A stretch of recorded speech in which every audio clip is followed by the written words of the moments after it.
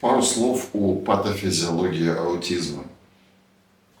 Патофизиология аутизма изучается активно, и нельзя сказать, что она изучена полностью, но большей частью на сегодняшний день мы знаем, что происходит, знаем, почему происходит, и постепенно развиваются технологии того, что с этим делать. Но давайте начнем все равно с патофизиологии. Аутизма, по сути, два, он не один, глобально, если мы поделим. Аутизм с пониженной плотностью нейронов в коре головного мозга и аутизм с повышенной плотностью нейронов в коре головного мозга. Ну вот мозг, собственно, вот он. И мозг состоит из глобально серого вещества, это кора мозга, и белого вещества, это подкорка. И нейроны, электрические клетки мозга содержатся где? В коре. А белое вещество содержит большей частью проводящие пути. И если мы кору мозга положим под микроскоп, то мы увидим, что нейроны в ней лежат по слоям. И слои имеют иерархическое подчинение, иерархия определенная. И уже из нижнего слоя выходят длинные проводящие пути, которые потом будут коммуницировать различные отделы мозга между собой, различные отделы коры. А короткие коммуникации, вот они лежат в коре по иерархии. И по различным генетическим причинам в сочетании с факторами беременности и в сочетании с факторами здоровья и факторами окружения ребенка, факторами, связанными с его глобальным здоровьем, мы получаем либо аутизм с гипоконнективностью, когда мало нейронов, мало связей, кора недостаточно развита, или наоборот, когда кора перегружена нейронами, утрачивается организация коры по слоям, слишком много коммуникаций, слишком много соединений, слишком много возбуждения. Чем отличается одно от другого? Ну, вот тут схематично нарисовано ребенок нормотипичный, аутизм с гипоконнективностью, аутизм с гиперконнективностью. Отличается это по радиологической картине. Если мы посмотрим на МРТ головного мозга, то ребенок с гиперконнективным типом аутизма имеет мозг либо крупный, макроцефалии, которая калькулируется по шкалам, сколько перцентилей имеет окружность головы, больше она, чем возрастная норма или нет. И такой мозг либо выглядит на МРТ нормальным, либо увеличенным. Часто бывают утолщенные участки коры. Либо при гипоконнективном аутизме мозг, как правило, имеет либо малый размер, либо вся голова имеет малый размер, либо череп нормального размера, мозг уменьшен и свободная жидкость присутствует. Либо мозг имеет признаки функциональной анатомической незрелости, то есть мозг как будто бы от более младшего ребенка. У него не успевает созреть белое вещество. Белое вещество недостаточно миелинизировано. То есть миелин это что? Это изолирующий слой нервных проводящих путей, он формируется постепенно, миелинизируются нервные волокна постепенно, и они должны миелинизировать. Есть такие терминальные зоны миелинизации, они вот здесь расположены, они должны закрыться к 40 месяцам. И вот часто они закрываются с задержкой, вот тут их хорошо видно, или не закрываются вовсе. На практике что мы увидим? Если ребенок с аутизмом и гипоконнективностью, мало нейронов в коре, низкая плотность нейронов, это задержка развития с первых месяцев жизни. То есть ребенок отстает в развитии сразу. Родился и отстает в развитии. Позже держит голову. Гипотония неонатальная, плохо сосет. Позже перевернулся, позже стал концентрировать взгляд, позже стал использовать руки, позже сел, позже пошел, позже заговорил и аутистические черты. А у ребенка с гиперконнективностью, когда мозг перегружен нейронами, дебют заболевания возникает, как правило, дебют аутизма, как правило, на 2-м году жизни. Либо к концу 1-го, либо на 2-м, либо даже в начале 3-го года. Сейчас я объясню чуть позже, почему так. Для аутизма с гипоконнективностью характерна микроцефалия и незрелый мозг, по данным МРТ. А для ребенка с гиперконнективностью характерна норма или макроцефалия. То есть большая или нормальная голова и достаточно толстая кора по МРТ. При аутизме с гипоконнективностью задержка развития или даже умственная отсталость доминирует над чертами аутизма. А во 2-м случае, когда мы говорим про гиперконнективность, аутистические черты на 1-м месте, а задержка, как правило, на 2-м.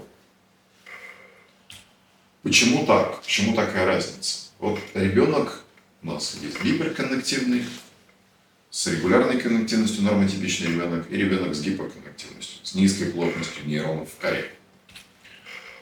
В процессе эмбрионального, фетального развития это уже закладывается. Вот у нас родился ребеночек. Нормоконнективный имеет нормальную плотность нейронов, гиперконнективный слегка повышенную, пока еще слегка, потому что кора незрелая. Она в процессе созревания получит больше и больше и больше нейронов с возрастом. А гипоконнективный ребенок имеет уже низкую плотность нейронов.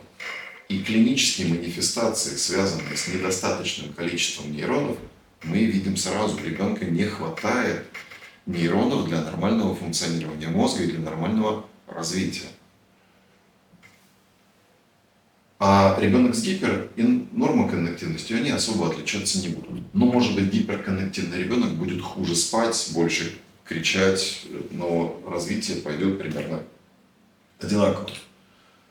К 12 месяцам мы видим, что нейронов в коре у всех 3 детей становится больше. Потому что идет созревание мозга, нейроны, что у нас, размножаются, мигрируют на свои места, позиционируются на своих местах и обрастают связями. И что мы видим? Гипоконнективный ребенок стал лучше. У него стало больше нейронов, да? Он за это время развился. Может быть, он не вышел в норму, но у него приобрелись какие-то навыки. Он не держал голову, стал держать голову. Не сидел, стал сидеть. Не ползал, стал ползать. Ребенок с регулярной коннективностью идет нормальными своими темпами развития, а ребенок с гиперконнективностью уже имеет кору, перегруженную нейронами. И вот тут могут быть, не обязательно, но могут быть первые симптомы. Например, отсутствие указательного жеста. Но самая большая разница возникает где-то между 12 и 24 месяцами. Или даже между, может быть, 18 и 36 месяцами. Вот тогда уже между нормоконнективным и гиперконнективным ребенком разница уже велика. Вот к этому возрасту мы имеем наибольший уровень перегрузки коры нейронами, потерю нормальной слоистой структуры и возникновение гиперконнективности, которая уже дает клинические манифестации. А наш гипоконнективный ребенок к этому моменту стал еще лучше. Может быть, он уже стал ходить или говорить какие-то первые слова, может быть, еще и нет, зависит от степени дефицита, степени глубины его неврологического дефицита. А вот такой гиперконнективный мозг, он имеет 2 гиперчувствительности. Одна гиперчувствительность к дефициту энергии и к дефициту метаболизма, к разным метаболическим дефицитам. Почему? Потому что нейроны – это очень большие пожиратели энергии. Они любят покушать. А гиперконнективный мозг содержит много нейронов, и каждый из них имеет очень хороший аппетит. И вот когда возникает дефицит метаболизма энергии, так называемая митохондриальная дисфункция, то это повреждает мозг. Мы видим, что ребенок с митохондриальной дисфункцией, когда она накладывается на гиперконнективность, он начинает терять в развитии, вплоть до регресса в развитии и острого появления аутистических симптомов на фоне какого-то метаболического дефицита. Ребенок перенес какую-нибудь кишечную инфекцию или аллергию, что-то перестало усваиваться и регресс. Как это работает? Вот она клетка. Нейрон работает точно так же. В клетке есть митохондрии. Это клеточные органеллы, которые умеют перерабатывать глюкозу или жирные кислоты в энергию. Энергия – это молекула аденозин-3-фосфата. Аденозин-3-фосфат, как батарейка, он несет 3 молекулы фосфора, где нужно отдать энергию, отваливается один фосфор, энергия высвобождается, используется клеткой на что-то. Остается дифосфат, который возвращается в митохондрию и может перезарядиться обратно в 3-фосфат, как аккумулятор мы перезаряжаем. Так вот, когда глюкоза заходит в клетку, она превращается в лактат и пируват с помощью фермента лактат-дегидрогеназа LDH, и далее пируват уже превращается путем длинного метаболизма в энергию. Ну и жиры имеют тоже свою цепочку метаболизма. И вот мы у детей с аутизмом очень часто видим высокий лактат, или высокий пируват, или высокую LDH, или все это вместе. Почему? Потому что пируват не может нормально метаболизироваться в энергию, энергию клетка имеет в дефиците, а неметаболизированный пируват начинает копиться, попадает в кровь в конце концов, и мы его можем измерить в крови. Так же, как и лактат. И когда вот это состояние накладывается на гиперконнективность, мы имеем такое хорошее метаболическое повреждение мозга с появлением уже дефицита. И вот эти вот связи в гиперконнективном мозге, они начинают отваливаться просто потому, что метаболическое повреждение. Они быстро нарабатываются снова и быстро разъединяются из-за метаболического дефицита. И что это, как это проявляется в реальной жизни? Ребенок выдает регресс в развитии, или у него остро появляются аутистические черты, как правило, после какого-то эпизода с нарушением всасывания, ну, инфекции или аллергии с кишечного вовлечения. И в дальнейшем из-за нестойкости вот этих связей в гиперконнективном мозгу ребенок тяжело осваивает навыки, медленно формируется речь, может уже нарастать и дефицит интеллектуального развития. И если мы на этом этапе даже ничего не можем сделать с гиперконнективностью, то мы можем выяснить, а что происходит с метаболизмом энергии, и дать соответствующую терапию. Это более или менее управляемое состояние. То есть найти, почему возник сейчас дефицит каких-то нутриентов, разобраться с пищеварением, или выяснить, что в генетике не так, может быть, что-то не так в митохондриальном геноме или в каких-то или есть какие-то мутации в ядерном геноме, которые нарушают метаболизм. Как правило, это корректируется, когда мы знаем, с чем имеем дело. А вторая повышенная чувствительность вот такого вот гиперконнективного мозга – это воспаление. Мозг содержит не только клетки, имеющие отношение к электрогенезу, не только нейроны, не только олигодендроциты, которые образуют миелиновые оболочки, не только астроциты, которые образуют гематоэнцефалический барьер, барьер между системой кровообращения и мозгом, но содержит еще и микроглию. Микроглии – это иммунные клетки. Это клетки того же происхождения, что, например, моноциты или макрофаги. Моноциты мы их видим в общем анализе крови. Так вот, микроглия имеет в мозгу много различных функций. И защита от инфекций, и защита от опухолей, и стимуляция регенерации. Но микроглия имеет очень важную функцию. Это обрезка синапсов, обрезка соединений между нейронами, слабых или дефектных, или избыточных, и строительство новых связей между нейронами. Так вот, когда что-то где-то вне мозга воспаляется, микроглия, расположенная между нейронами здесь, начинает обрезать синапсы более активно. И так-то обрезка синапсов в гиперконнективном мозге идет быстро. Быстро утрачиваются связи. Но микроглия, что-то отрезав, она должна что-то построить. Она стимулирует образование новой связи. Более качественной, более правильной. Вот в гиперконнективном мозге обрезка идет быстро. Но когда где-то что-то воспалилось вне мозга, в кровь попадают сигналы воспаления. Это какие растворимые молекулы? Цитокины провоспалительные, простагландины, гистамин. И все они умеют проникать в мозг и действовать на микроглию, заставляя ее работать более активно.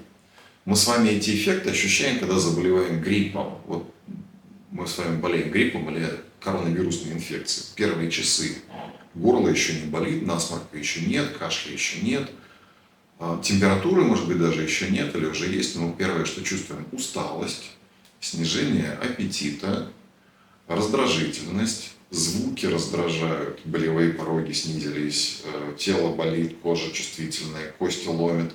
Это вот как раз сигналы воспаления достигли микроглии, и микроглия начала активно себя вести в мозгу. И вот когда что-то подобное происходит в остром или хроническом варианте с ребенком, с гиперконнективным, микроглия начинает быстро обрезать коммуникации между нейронами. Вот в этот момент мы видим либо регресс, либо внезапное появление аутистических черт. И потом, если какое-то хроническое воспаление продолжается, это продолжает приводить к утрате коммуникации в гиперконнективном мозге. Они быстро образуются снова, быстро обрезаются, быстро образуются, быстро обрезаются, что и приводит к нарушению развития.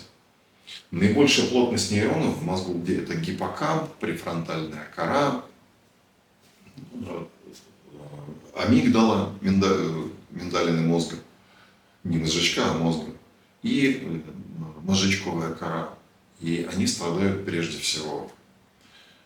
И как раз за счет повреждения этих областей и формируется вот такой вот симптомокомплекс, связанный с аутизмом, повторяющееся поведение, стереотипная утрата социальной интерактивности, гипервозбудимость. Очень часто поврежденный гиперконнективный мозг генерирует эпилептогенез, и мы видим эпилептические находки в ЭЭГ бессимптомные, примерно у 40% пациентов с аутизмом. Речевая задержка и в каких-то случаях умственная отсталость. И аутизм содержит в себе только два компонента. Это все перечислено, это повторяющееся поведение и ограниченная социальная интерактивность. Умственная отсталость, эпилепсия, гиперактивность, речевые нарушения. Это не аутизм, это состояния, которые по той же причине возникают вместе с аутизмом. Нейропсихиатрическая коморбидность, так называемая. Не надо этого аутизма записывать, это вообще другое. Где здесь точки приложения терапии? Понятно, что мы должны найти, привести в порядок все, что касается метаболизма энергии, устранить метаболический дефицит. Мы должны пролечить любое острое или хроническое воспаление, тоже вне мозга. Да, часто родители говорят, что вот мы начали давать пробиотики или привели в порядок питание, и ребенок улучшился. Конечно, улучшился, потому что общий уровень воспалительной сигнализации стал ниже или даже пришел к норме. И микроглия в мозгу стала вести себя спокойнее. Также мы можем нацелить и другую терапию на гиперконнективность. Если мы нашли эпилептические находки в ЭЭГ, то низкие дозы антиэпилептиков могут снижать повреждения гиперконнективного мозга, могут спасти от разрушения какие-то коммуникации, могут уменьшить гиперактивность, увеличить концентрацию внимания и в конце концов улучшить прогноз развития. Поэтому качественная энцефалограмма с предварительной депривацией сна для аутизма, она информативна, полезна и помогает нацелить терапию правильно. А также есть генетические предпосылки к гиперконнективности, которые мы можем установить после генетического обследования, только оно должно быть качественным. Мы рекомендуем обычно делать генетику, полногеномное секвенирование трио, мать, отец и ребенок, для того, чтобы понять, насколько важны мутации неясного значения, которые у ребенка есть. Если мутация представлена у здорового родителя, то, скорее всего, мы можем сказать, что эта мутация не вызывает у ребенка ничего. И мы должны искать мутацию, которая возникла de novo, при зачатии она появилась, этим ребенок отличается от родителей. Либо имеется аномальная какая-то комбинация родительских мутаций, которые повреждают один и тот же ген или несколько генов в одной сигнальной цепи внутри клетки. И тогда не абсолютно для всех, для некоторых генетических вариантов у нас есть терапия. К сожалению, генной терапии пока мы предложить не можем. Она разработана для каких-то других видов генетических заболеваний, например, для спинальной амиотрофии. Но для случаев аутизма практически это недоступная история. Я думаю, что через лет 10-15 это будет проще, но сейчас пока нет. Но для многих мутаций, не для абсолютно всех, у нас есть более или менее работающая терапия, которая может частично, больше или меньше компенсировать